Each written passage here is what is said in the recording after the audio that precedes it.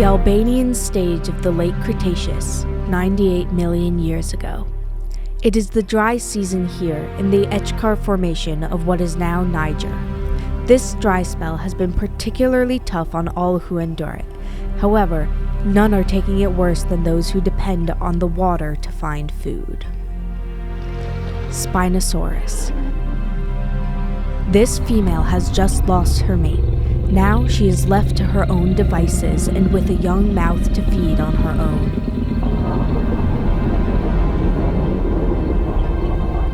She cannot afford to cling to her already deceased partner as the sun bakes them evermore.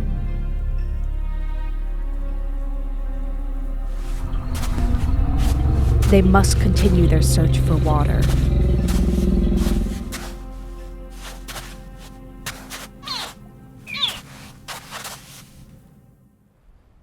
As the carcass rots in the hot desert sun, it attracts the attention of several different theropods.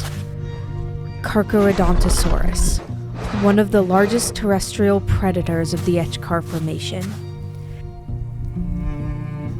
Its main food source of large sauropods has migrated, and this individual hasn't eaten in weeks.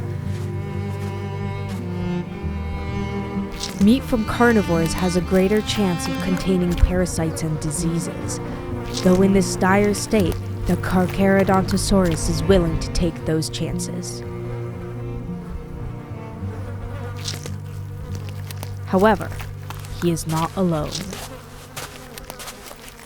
Rugops, a much smaller theropod with blunt teeth and a stout skull. Rugops was more than capable of bringing down medium to large prey. However, much like other theropods, it certainly won't pass up an easy meal.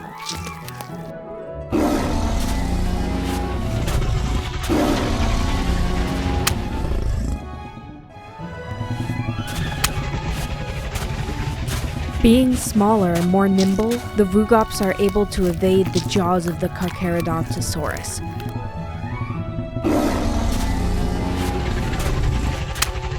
For now, the shark-toothed lizard will have to share, though rather begrudgingly.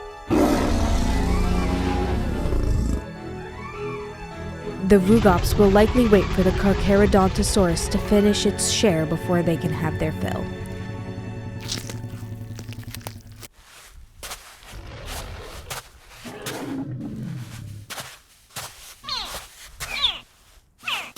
At last, the Spinosaurus and her only offspring have reached their refuge.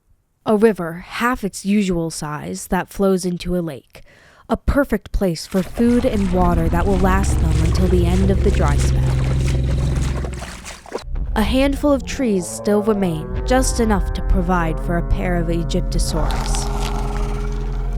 There are also many non-dinosaurs who call the water's edge home.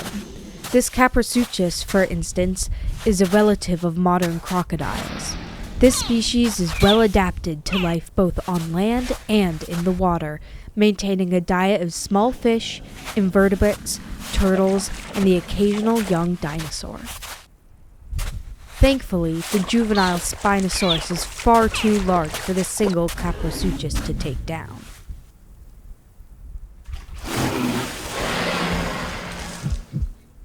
Elosuchus, a large crocodilian. This individual is not pleased with the arrival of newcomers. Being much smaller than the Spinosaurus, it would stand little chance against a fully grown individual.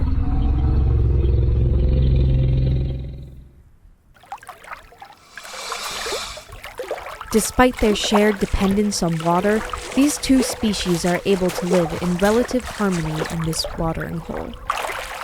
The Elosuchus is capable of swimming after medium-sized fish, amphibians, and young crocodilomorphs. Meanwhile, Spinosaurus is large enough to take on bigger fish. Because both predators eat very different prey items, competition is limited between these two species. This also benefits both Spinosaurus and Elosuchus in an area where many carnivorous species live.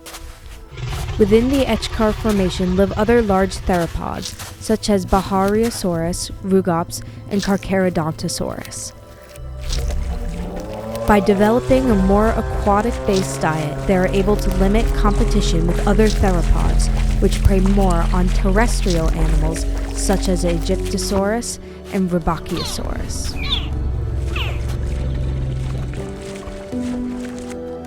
The rains will return in about a month, and with it, the sauropods.